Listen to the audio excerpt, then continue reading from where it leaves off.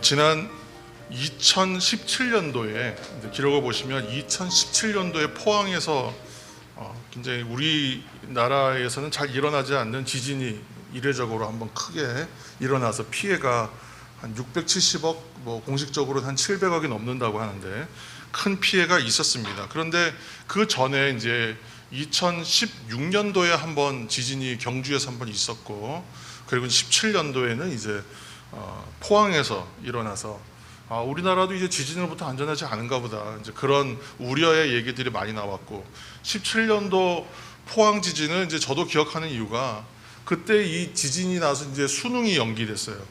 여러분 기억하시나요? 수능이 연기된 때가 제 기억으로, 그러니까 대학 입시가 연기되는 초유의 사태가 일어난 건 제가 기억하는 건 2번인데, 제가 재수해가지고 대학 시험 볼 때 그때 후기 시험 때 한번 서울신대인가 어디에서 시험지가 도난돼서, 그래서 한번 시험이 한 달 연기됐었고, 그래서 제가 한 달 더 열심히 공부해서 장신대를 가게 되는 그런 계기가 됐는데, 하여튼 그런 일이 한번 있었고, 또 이제 이 일이 한번 있었습니다. 근데 성도 여러분, 지진처럼 이게 땅이 흔들리면 건물은 그 기초부터 흔들리기 마련이죠.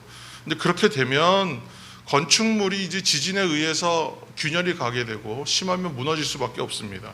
요즘 건물들은 지진도 다 견디는 내진 설계를 이제 하게 되어 있지만, 그런데 예전에 선조들이 지었던 우리 전통 가옥들을 보면 그런 내진 설계를 염두에 둔 것은 분명히 아닐 텐데, 매우 든든하게 튼튼하게 수백 년 동안도 조금 이제 사람이 관리만 잘하면 튼튼하게 유지되는 건물이 되는 것을 우리가 흔히 볼 수가 있죠. 사실 예전에 건물들의 그러면 건축공법이 뭐였는가 좀 살펴보니까, 그냥 사실은 흙바닥 위에 옛날에 나무를 처음에 세워서, 기둥을 세워서 건물을 했는데, 그렇게 했더니 어떤 문제가 생기냐면 나무가 쉽게 깨지고 썩어요. 그리고 밀려나고, 그러니까 건물이 유지가 안 되는 거예요. 그래서 썼던 방법이 기둥 아래를 받치는 돌을 하나 두는 거죠. 주춧돌이라고 하는 돌을 하나, 큰 돌을 가져다가 돌을 받칩니다. 근데 돌이 자기 원하는 대로 좀 이렇게 매끈하고 평평하고 그런 돌이 있으면 좋을 텐데, 그런 돌을 구할 수 있으면 다행이지만, 근데 그렇지가 않습니다. 그러니까 일단 큰 돌을 가져와서 되도록이면 모양이 마음에 맞는 것을 골랐겠지만, 그렇게 해서 주춧돌 삼아서 돌을 하나 놓고, 그 다음에 어떻게 하겠어요? 기둥을 세울 때에 그 기둥을 깎는 게 더 쉽잖아요, 돌을 깎는 것보다는.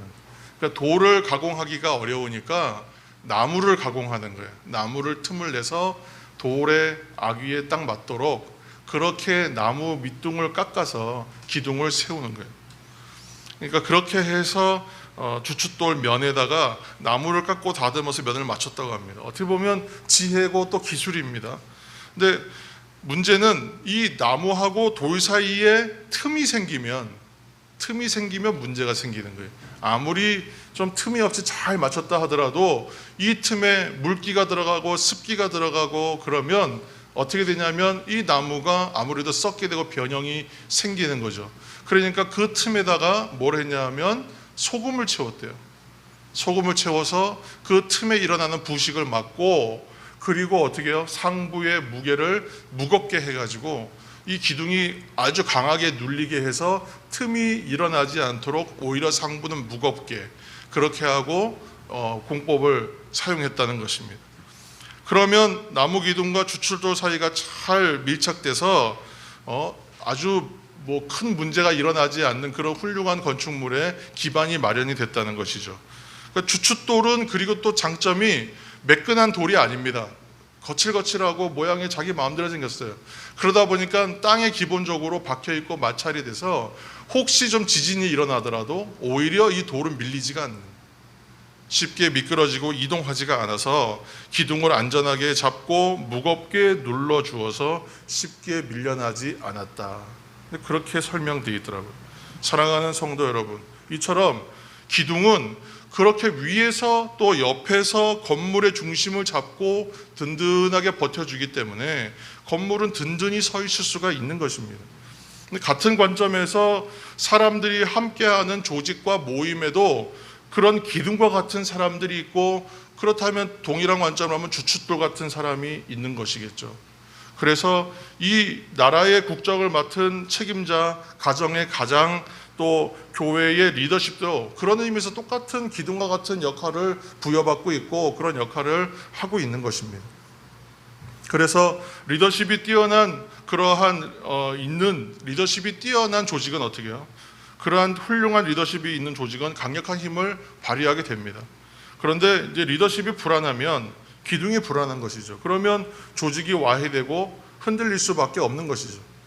오늘 성경에는 이처럼 실제로 지진이 많았던 곳에 어떤 교회의 이야기 하나가 나옵니다. 그리고 이 교회를 흔들 만한 요소가 너무나 많았습니다. 그렇지만 이 교회가 견고하게 서서 주님의 칭찬을 받습니다.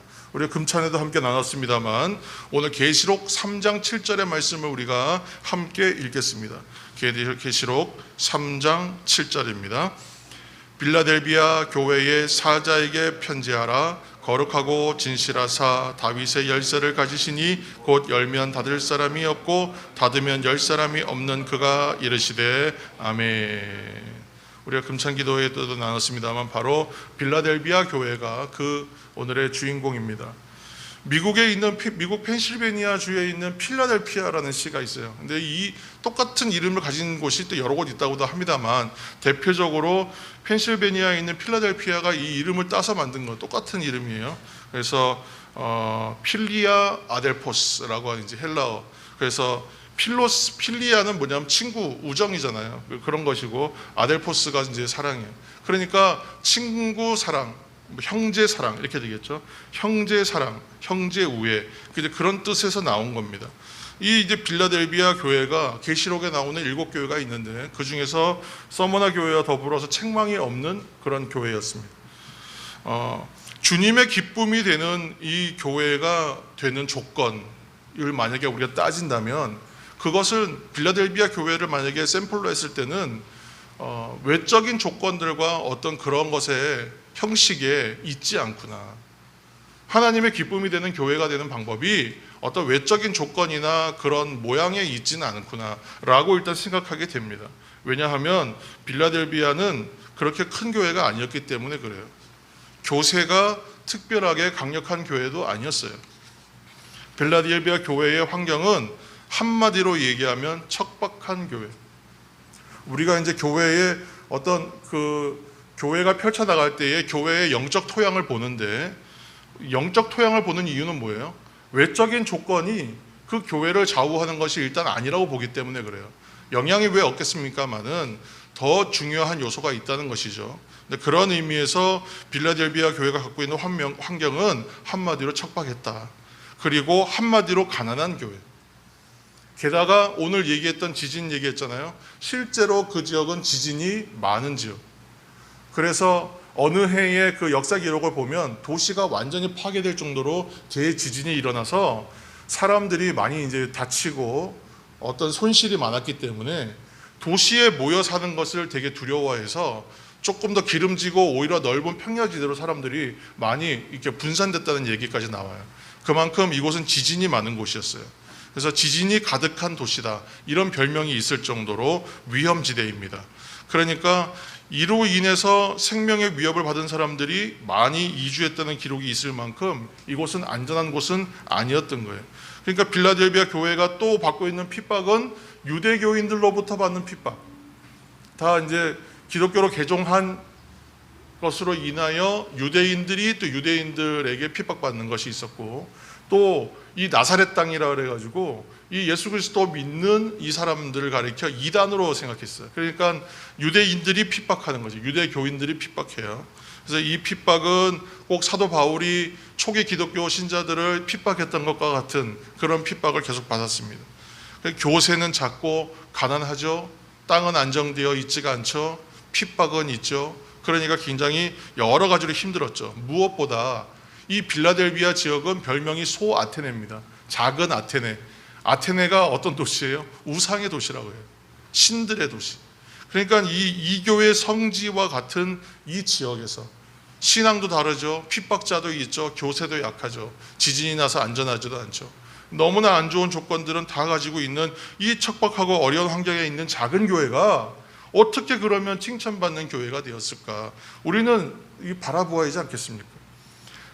먼저는 한마디로 얘기하면 처음에 그 이름대로, 빌라델비아라고 하는 이름대로 형제 사랑이 있었다.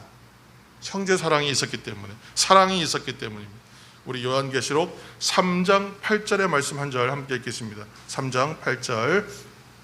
볼지어다 내가 내 앞에 열린 문을 두었으되 능히 닫을 사람이 없으리라. 내가 내 행위를 아노니 내가 작은 능력을 가지고서도 내 말을 지키며 내 이름을 배반하지 아니하였도다. 아멘. 이 작은 능력이라고 그랬잖아요. 내가 내 행위를 아노니 내가 작은 능력을 가지고서. 이 작은 능력이라는 말은 그 말 그대로 작은 능력이에요. 근데 이때 작은 능력이라는 것은 거의 미약하여 거의 없는 상태를 말해요. 그 말의 뜻을 보면 거의 능력이 없다, 연약하다, 유지할 힘이 없다, 이런 뜻입니다. 그러니까 빌라델비아 교회의 현실이 이러했다. 더 이러니까 더 우리의 생각은 더 깊어집니다. 이처럼 그럼 약하고 작은 교회인데 좀 특이점이 하나 있습니다. 기록을 좀 많이 이제 살펴보니까 이 지역이 포도산지랍니다. 포도산지. 그래서 소아시아 지역의 당시에 보통 대부분 다 가정교회의 수준이지만 소아시아 지역의 교회가 300여 교회가 있었대요. 소아시아 지역에만 바울이 전도함으로 생겨서 시작된 교회가 300여 교회가 있었대요. 근데 이 300여 교회들에게 이 빌라델비아 교회가 그렇게 부유한 교회가 아님에도 불구하고 자신들이 이제 포도주 산지에 있으니까 성찬용 포도주를 300여 교회에 보낼 정도로 그렇게 섬김이, 사랑이 많은 교회였다는 거예요. 이름 그대로 사랑의 섬김이. 또한 이 지역에 나중에는 이슬람이 이제 침입해 옵니다. 터키 지역이니까. 그래서 이 이민족과 이교도의 실제적인 침입이 있었습니다. 그래서 소아시아 지역의 도시들이 전부 파괴됩니다. 특히 이제 그리스도인들이 있는 사람 있다면 굉장히 큰 어떤 피해와 박해를 받았겠죠. 그런데 이 이교도의 침입 속에서도 끝까지 굴복하지 않고 저항해서 이 사람들이 기록에 남을 정도로 교회를 견고하게 지켰기 때문에, 그래서 이슬람 침략으로부터 모든 지역과 도시가, 교회가 파괴될 때도 신앙을 포기하지 않습니다. 그래서 이슬람 교도로부터 존중을 받아요. 그들의 신앙 진짜라고 이렇게 존중받습니다.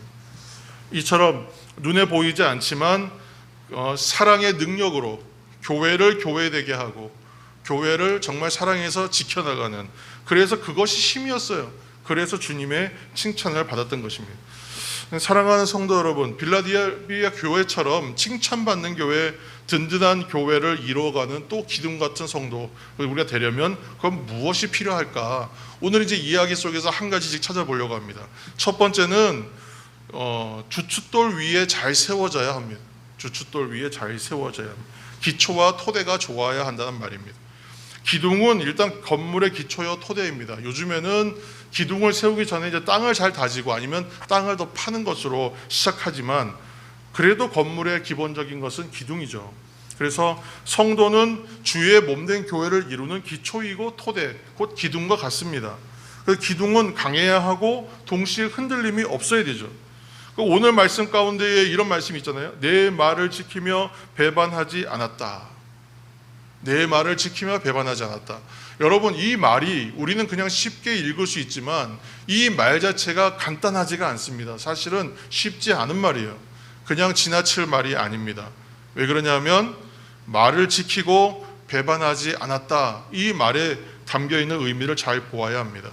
이 시대에 배반하지 않았다는 것은 배교하지 않았다는 의미예요. 이 시대에 배반하지 않았다는 것은 순교까지 간다는 이야기입니다. 실제로 서머나 교회나 이 빌라델비아 교회는 순교까지 감행했던 교회라고 보아야 하는 것이죠. 그러니까 이 시대에는 순교를 포함한 환난을 견뎠다.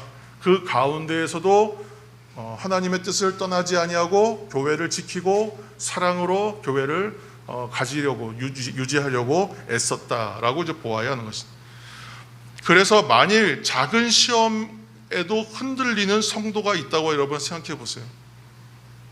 나의 이야기로 적용해서 한번 생각해 보십니다. 일마다 때마다 흔들리고 걸리고 넘어지고 그때마다 상처받는 만약에 모습이 나에게 있다면, 또는 누군가에게 있다면, 그 상처받는 약한 믿음으로 하나님의 교회를 굳건하게 할 수 있을까? 우리는 생각해 보아야 하지 않겠습니까? 다시 한번 말씀드리지만 기둥은 강해야 돼요. 우리 성도들 한 분 한 분이 저는 굳센 믿음의 성도가 되어 갈 때에 당연히 우리 주님의 몸된 교회도 든든하게 서가게 될 거라고 저는 믿습니다. 그래서 건물의 기둥을 세울 때에 무른 흙 토대 위에 그냥 세우면 기둥 자체가 아무리 훌륭하다고 한들 이 기반이 약하겠죠. 그래서 어디다 세워야 된다고요? 주춧돌, 돌 위에다 세워요. 그 돌 위에 세운 다음에 기둥이 어떻게 된다고요? 움직이거나 틈이 없도록 그 틈을 잘 막아줘야 돼요. 틈이 없게 만들어야 돼요. 흙 위에다가 그냥 세우면 그 인생이나 그 기둥은 무너짐이 심할 수밖에 없어요. 반석 위에 집을 짓듯이 그렇게 지으면 무너짐이 심한 것입니다. 그래서 우리 주님께서 머릿돌이 되시고 주춧돌이 되시는 그러한 예수 그리스도의 반석 위에 세우는 집을 세우는 것처럼, 그렇게 예수 그리스도 말씀 위에 기둥처럼 서는 성도들이 되시기를 예수님의 이름으로 축복합니다. 기둥과 돌 사이에 틈이 벌어지지 않는다는 것은 주님과 우리 사이가 틈이 없다, 곧 친밀하다는 의미가 됩니다. 기도로 주님과 친밀하시기를 다시 한번 예수님의 이름으로 축복합니다. 둘째로는 지붕의 무게를 잘 견뎌야 합니다. 이것은 우리가 간단하게 얘기하면 헌신의 주제라고 생각할 수 있습니다. 기둥이 이제 든든한 기초 위에 잘 섰습니다. 그러면 이제 기둥이 해야 될 일은 무엇일까요? 잘 서 있어야 되겠죠. 잘 서는 이유는 한 가지밖에 없어요.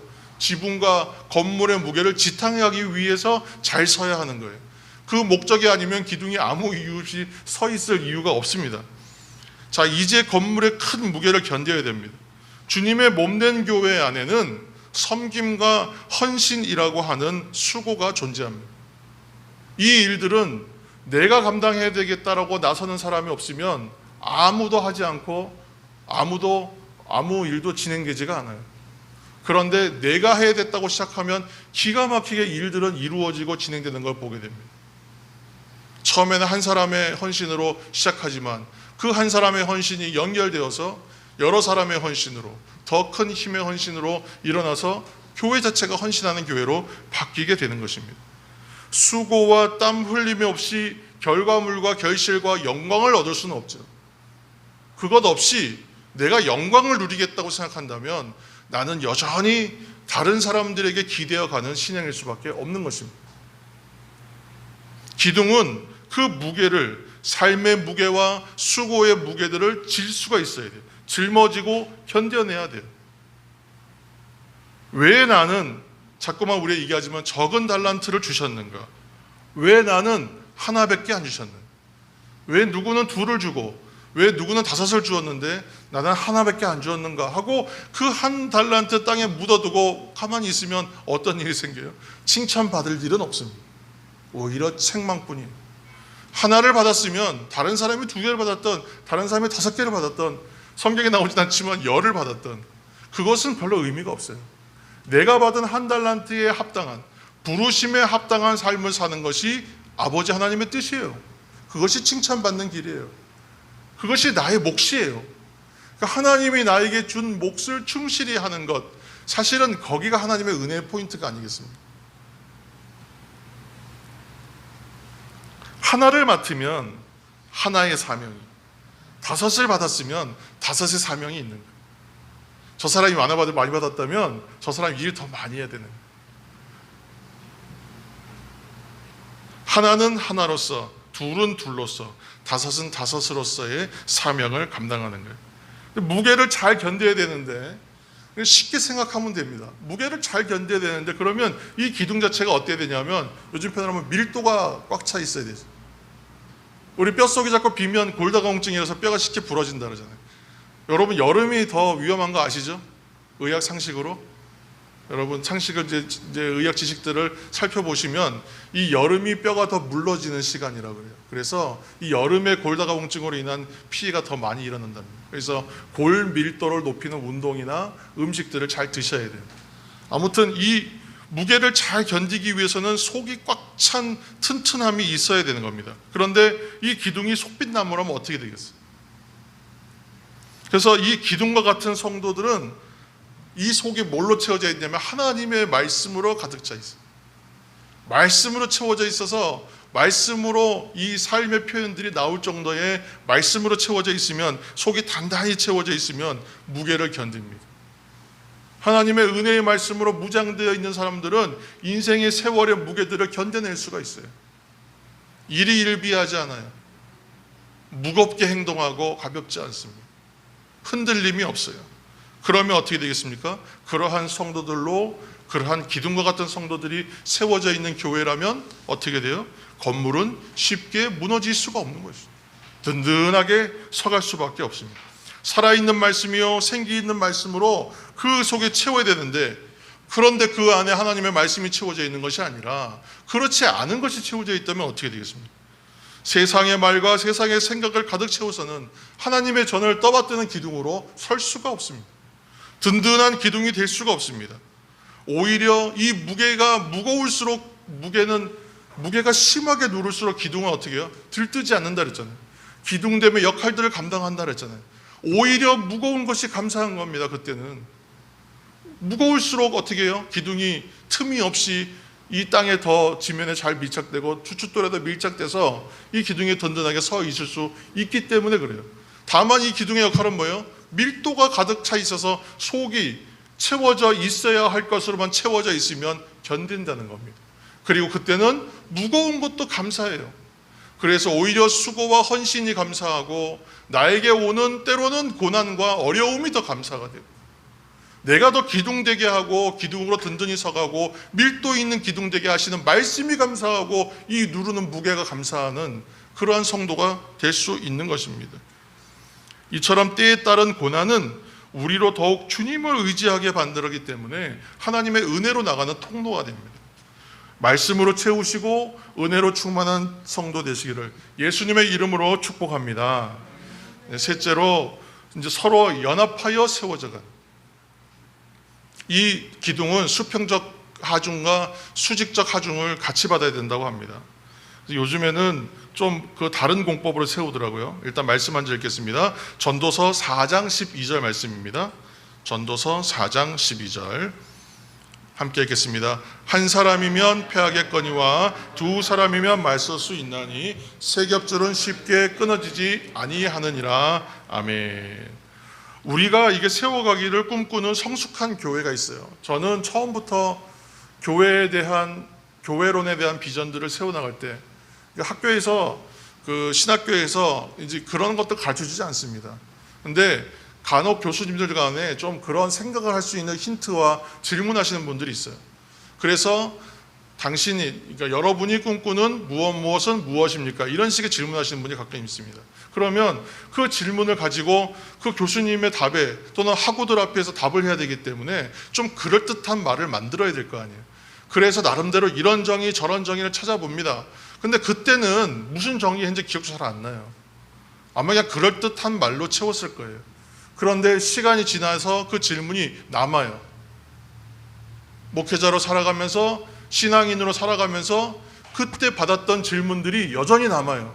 이 앞에서 떠나지가 않아요. 그래서 계속 이 질문은 저를 향해서 질문해요. 내 삶의 순간들마다 질문해요. 그래서 이 질문에 답하라 그래요. 그래서 계속 고민하고 답하고 고민하고 답하고 답을 찾아가는 거예요. 그리고 점수를 매겨보기도 합니다. 그런데 오늘 이 말씀을 생각해 보세요. 우리가 세워가기를 꿈꾸는 성숙한 교회의 강점, 성숙한 교회의 강점은 성도의 연합이에요. 뛰어난 성도, 능력 있는 성도, 세상의 권력을 가진 성도, 돈이 많은 성도가 있는 교회가 강력한 교회가 아니라 성도들이 한 사람 한 사람이 드러나지 않음에도 불구하고 연합된 교회가 강력한 교회. 그 교회 생각하면 어떤 특정한 어떤 성도가 기억나지 않는데 그 교회를 생각하면 강력한 교회라고 칭찬받는, 그 교회가 성숙한 교회입니다.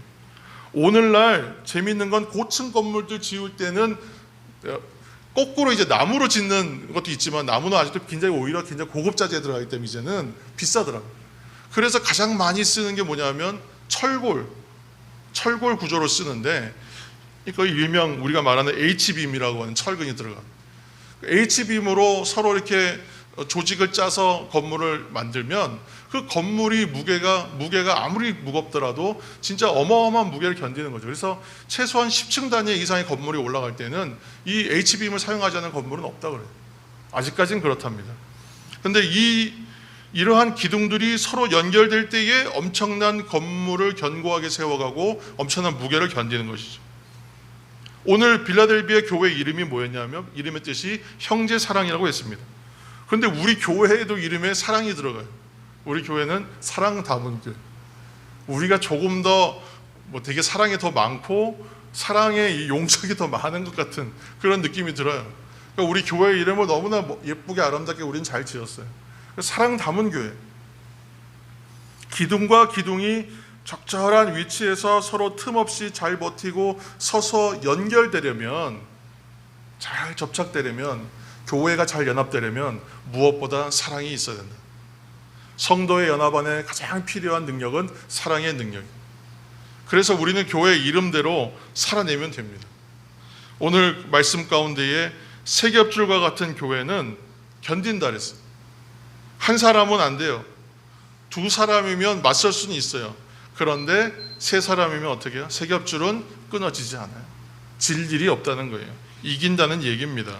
그래서 함께 할 때에 이 세겹줄과 같은 교회가 되고, 그 교회가 세찬 비바람, 세상의 소음과 같은 어려움, 광풍과 같은 어려움, 교회를 지키고 다 보호할 수 있는 힘이 될 것입니다.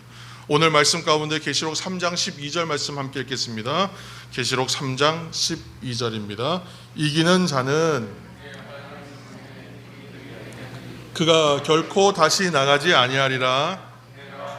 이름과 하나님의 성 곧 하늘에서 내 하나님께로부터 내려오는 새 예루살렘의 이름과 나의 이름을 그의 위에 기록하리라.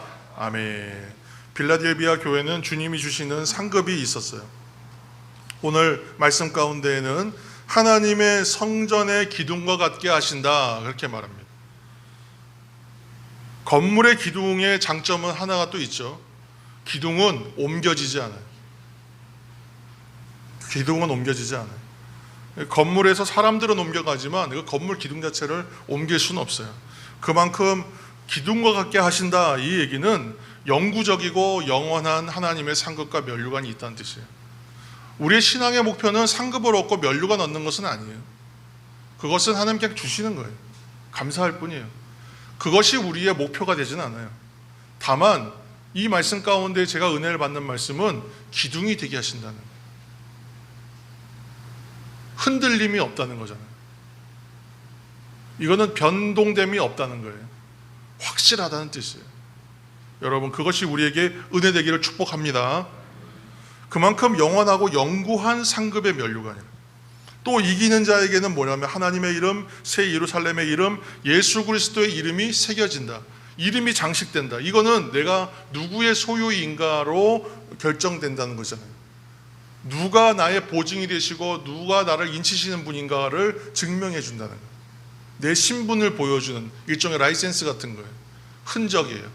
사도 바울이 얘기했던 예수 그리스도의 흔적. 우리 갈라디아서 6장 17절 말씀 한 절 읽겠습니다. 갈라디아서 6장 17절. 이후로는 누구든지 나를 괴롭게 하지 말라. 내가 내 몸에 예수의 흔적을 지니고 있노라. 아멘.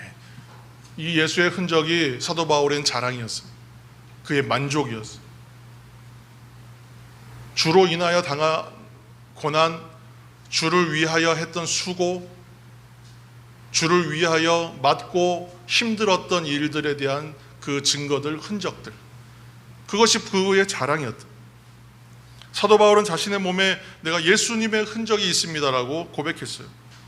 내가 주님의 성도로서 살아낸 은혜의 흔적들이 결국은 영원한 하나님 나라에서 누리게 될 빛나는 면류관과 같다. 것입니다. 사실은 우리가 이 흔적이 있음으로 기뻐하면 됩니다. 면류관은 보너스와 같은 거예요. 그것이 목적은 아니에요. 내가 예수 그리스도를 위해서 살았다. 그 흔적이 중요한 것입니다. 기둥이 누리는 복은 다른 것이 아닙니다. 내가 무엇을 바치고 서 있어서 이 무게를 감당하고 있는가 하는 것과 그 기둥에 어떤 장식이 있는 거예요. 그런데 지금 내 장식이 어떤 장식이 되냐면 내 몸의 장식이 하나님의 이름, 새 예루살렘, 영원한 하나님의 나라에 대한 이름, 그리고 예수 그리스도의 새 이름이 우리들에게 새겨진다. 이것은 이김의 흔적입니다. 우리는 세상 가운데서 늘 이긴 것 같지 않게 살아요. 사실은 맨날 지는 것 같아요.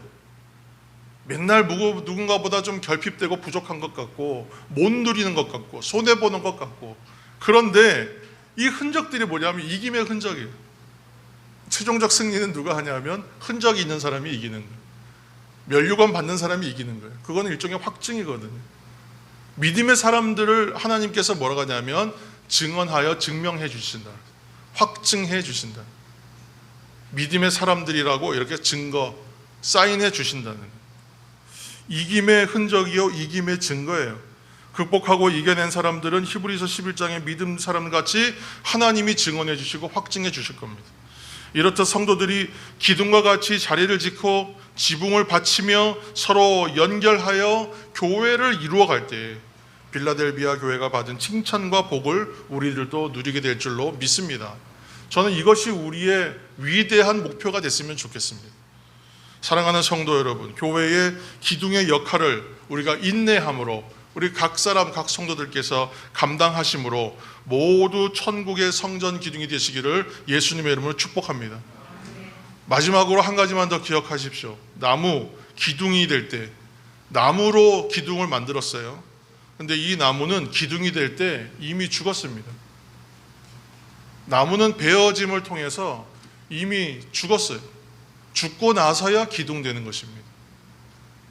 여전히 내가 죽었음으로 인하여 기둥에 쓰임받는 것이지, 여전히 내 아이의 생명처럼 사는 것, 내가 가지고 있는 생명을 사는 것처럼 살면 기둥될 수 없어요. 스타트도 못합니다. 내가 먼저 죽어질 때에 예수 그리스도와 함께 사는 거예요.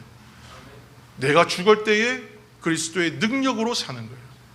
나의 힘이 사라질 때에 주의 능력만 드러나는 거예요. 그것이 우리의 자랑이요 흔적이다. 하나님의 확증이 되는 것입니다. 이러한 성도들이 다 되어서 빌라델비아 교회보다 더 칭찬받는 우리 사랑 담은 교회가 되기를 예수님의 이름으로 축복합니다. 기도하겠습니다. 하나님, 내가 지켜야 할 은혜의 자리가 어디인가? 내가 버텨내야 할 은혜의 일들이 무엇인가? 내가 연결되고 함께 교회가 될 관계가 누구인가?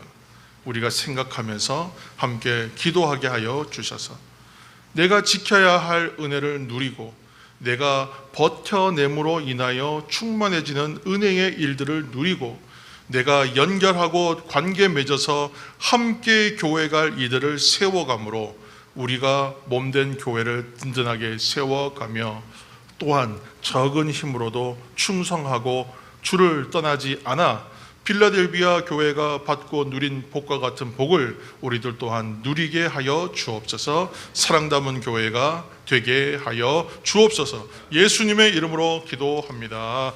아멘.